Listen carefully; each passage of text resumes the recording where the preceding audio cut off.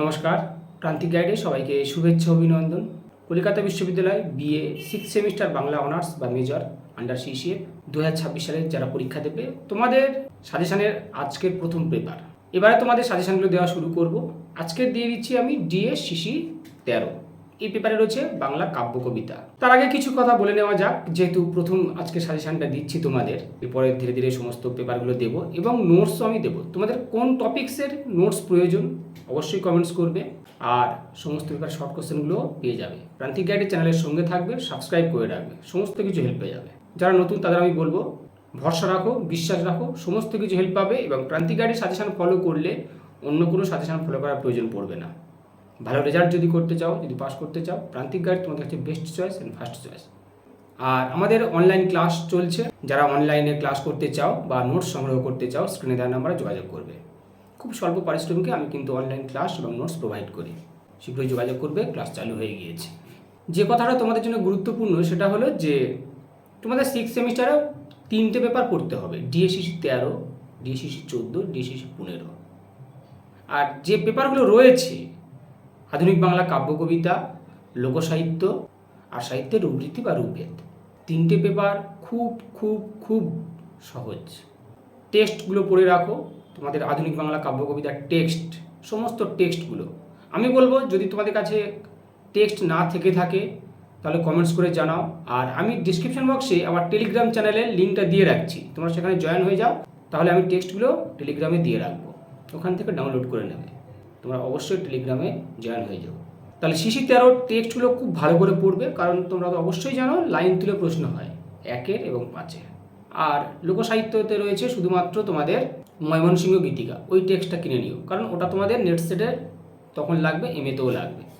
আর সাহিত্যের রূপভেদের জন্য আমি বলবো একটা বই কিনে নিও, ভালো লেখক কুন্তল চট্টোপাধ্যায়, নাহলে হীরেন চট্টোপাধ্যায়ের বইটা সংগ্রহ করো। এই বইটা অবশ্যই কিনবে। আমি ওই ভিডিওতে অবশ্যই তখন বলে দেবো যে কেন বইটা কেনা প্রয়োজন। যখন সাহিত্যের রূপরীতির সাজেশান দেবো তখন বলে দেবো কেন প্রয়োজন। ওটা তোমাদের সারা জীবন কাজে লাগবে। নেট সেট, পিএইচডি যাই পরীক্ষা দাও না কেন, এসএলএসটি, মাদ্রাসা সার্ভিস কমিশন যাই দাও না কেন, তখন কিন্তু লাগবে। তাই কিনে নিও, কিন্তু শিওর কিনে নিও। তোমাদের তাহলে 3টে পেপার রয়েছে, খুব সহজ, খুব বেশি দিন সময়ও লাগবে না। আমি মনে করি 1 মাসের মধ্যে সিলেবাস কভার হয়ে যাওয়া উচিত, কারণ তোমাদের যে পেপারগুলো রয়েছে তুলনামূলক অনেক সহজ। সাহিত্য রূপভেদ আরও সহজ, লোকসাহিত্য সহজ, কাব্য কবিতা সহজ। টেক্সট পড়লে এবং একটা করে নোটস পড়লে কমপ্লিট হয়ে যাবে, আর খুব ভালো নাম্বার পাবে তোমরা। আমি বলছি তোমরা যথেষ্ট ভালো নাম্বার পাবে। সেই জন্য আমি বলবো যেহেতু সহজ এবং 3টে পেপার রয়েছে, তোমরা 7th সেমিস্টারের জন্য ধীরে ধীরে প্রস্তুতি শুরু করো। টেক্সটগুলো সংগ্রহ করো, সিলেবাস তো রয়েছে, টেক্সট বইগুলো সংগ্রহ করে তোমরা পড়া শুরু করো।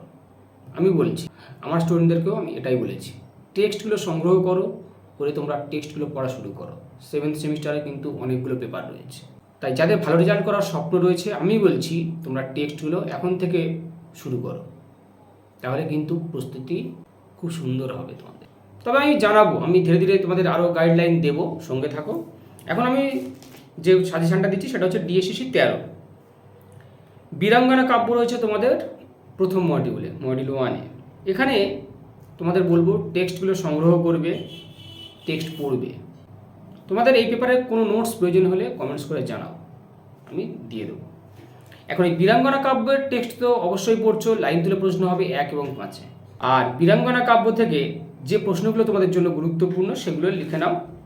বীরাঙ্গনা কাব্যের নামকরণ, বীরাঙ্গনা কাব্যের নামকরণ, বীরাঙ্গনা কাব্যে পাশ্চাত্য প্রভাব কতটা পড়েছে, বীরাঙ্গনা কাব্যে পাশ্চাত্য প্রভাব কতটা পড়েছে, বীরাঙ্গনা কাব্যের নায়িকারা কোন অর্থে বীরাঙ্গনা, বীরাঙ্গনা কাব্যের নায়িকারা কোন অর্থে বীরাঙ্গনা হয়েছে, আর বীরাঙ্গনা কাব্য পত্রকাব্য হিসাবে কতটা সার্থক, বীরাঙ্গনা কাব্য পত্রকাব্য হিসাবে কতটা সার্থক। পরের প্রশ্ন, দুষ্মন্তের প্রতি শকুন্তলা, সোমের প্রতি তারা, দশরথের প্রতি কেকই, লক্ষণের প্রতি শূর্পণখা, নীলধ্বজের প্রতি জনা, এই পত্রগুলো সবকটাই পড়বে। প্রত্যেকটা থেকে একটা করে নোটস, প্রত্যেকটা থেকে। সে তোমরা বই সংগ্রহ করে পড়ো বা কোচিংয়ে কোনো স্যারের কাছে পড়ো, যেখান থেকে পড়ো না কেন একটা করে নোটস মুখস্থ করবে, আর কিচ্ছু করতে হবে না। প্রত্যেকটা থেকে একটা করে নোটস মুখস্থ করো, কমপ্লিট হয়ে যাবে। আর যে প্রশ্নগুলো দিলাম আমি ধীরে ধীরে আরও দেবো, এই পেপারের উপর আরও গাইডলাইন দেবো, আরও ডিটেলস আমি আলোচনা করব। তোমাদের এটার উপর কোনো নোটস যদি প্রয়োজন হয় আমাকে জানিও, আমি দিয়ে দেবো। আর যদি মনে করো যে আলোচনা প্রয়োজন তাহলে আমাকে কমেন্টস করে জানিও। মডিউল 2-তে রয়েছে তোমাদের দুটো কাব্য রয়েছে, এক হচ্ছে রবীন্দ্রনাথ ঠাকুরের পুনশ্চ আর কাজী নজরুল ইসলামের সঞ্চিতা। এখন এই দুটো থেকে যে প্রশ্নগুলো হয় দেখে নাও। দেখো, প্রত্যেকটা কবিতা থেকে একটাই করে নোটস, টেক্সট দখলে রাখবে, লাইন তুলে প্রশ্ন হবে, তাহলে কিন্তু টেক্সট পড়া থাকলে পারবে তোমরা। তাই টেক্সটটা অবশ্যই পড়ে রাখো, কারণ লাইন তুলে প্রশ্ন হচ্ছে। আর বড় নোটসের জন্য 15 নম্বরের জন্য আমি বলছি তোমরা একটাই করে নোটস মুখস্থ করো। যেমন পুনশ্চ কাব্য থেকে তোমাদের রয়েছে ছেলেটা কবিতা। কোশ্চেনটা দেখো, রবীন্দ্রনাথ তার ছেলেটা কবিতায় অনাদরে অবহেলায় বেড়ে ওঠা বেপরোয়া ছেলেটার যে চরিত্র বৈশিষ্ট্যের পরিচয় দিয়েছেন তা আলোচনা করো। তার প্রত্যেকটা কবিতা থেকে একটাই করে নোটস মুখস্থ করো। বাঁশি কবিতা, বেতন 25 টাকা, সদাগরি অফিসের কনিষ্ঠ কেরানি, এবার তার সম্পর্কে আলোচনা করতে হবে। সাধারণ মেয়ে, প্রথম পূজা, প্রত্যেকটা থেকে একটা করে নোটস মুখস্থ করো। সঞ্চিতা রয়েছে নজরুল ইসলামের। আমাদের রয়েছে নারী কবিতা, দারিদ্র, পথের দিশা, বধূবরণ। এখন নারী কবিতা থেকে কোশ্চেন কীরকম হতে পারে, নজরুলের নারী কবিতায় তার নারী ভাবনা ও সাম্যবাদী চেতনার মিলিত রূপ কীভাবে ব্যঞ্জিত হয়েছে তা আলোচনা করো। নজরুল ইসলামের দারিদ্র কবিতা অবলম্বনে কবির যন্ত্রণাদগ্ধ হৃদয়ের স্বরূপ উদ্ঘাটন করো। যন্ত্রণাদগ্ধ হৃদয়ের স্বরূপ উদ্ঘাটন করো। এবার পথের দিশা, বধূবরণ রয়েছে, প্রত্যেকটা কবিতা থেকে একটা করে নোটস মুখস্থ করো, কমপ্লিট হয়ে যাবে। আজকে আমি ছোট্ট ভিডিওতে দিয়ে দিলাম মডিউল 1 আর 2 থেকে। পরবর্তী ভিডিওতে আমি ডিটেলস আলোচনা করব মডিউল 3 সহ। চ্যানেলের সঙ্গে থাকো, সাবস্ক্রাইব করে রাখো। আর যদি তোমরা অনলাইনে ক্লাস করতে চাও বা নোট সংগ্রহ করতে চাও, অবশ্যই স্ক্রিনে দেওয়া নাম্বার যোগাযোগ করবে, সমস্ত কিছু হেল্প পেয়ে যাবে। প্রান্তিক গাইড তোমাদের সেবায় রয়েছে, পাশে রয়েছে।